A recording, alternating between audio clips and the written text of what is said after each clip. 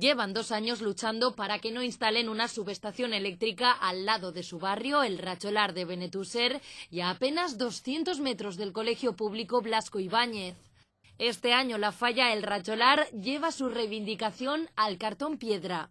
El cómic del llibret del año pasado, ideado por un fallero, fue la idea a seguir. El remate final está inspirado en el cómic, ¿vale?, que es una torre eléctrica que se llama Iberdrola. Entonces tenemos a nuestra mascota enganchada arriba y luchando con ella. Por la noche tendrá unas luces LEDs parpadeando para que se manifieste que está derrotando a la torre.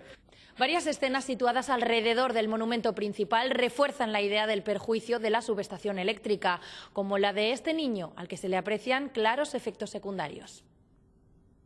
Otra escena muestra el daño que puede hacerse a la huerta. Y ahí saldrán plantas mutantes, un poco estropeadas. Unos niños de un colegio privado felices por no tener una subestación y un homenaje a la fuerza vecinal completan las escenas. Desde la comisión creen que el nuevo gobierno local está de su lado. No hemos hecho ninguna reunión con el gobierno que tenemos actualmente, pero sí que estaban manifestándose cuando se hicieron las manifestaciones anteriormente. Entonces creemos que su postura continúa siendo la misma.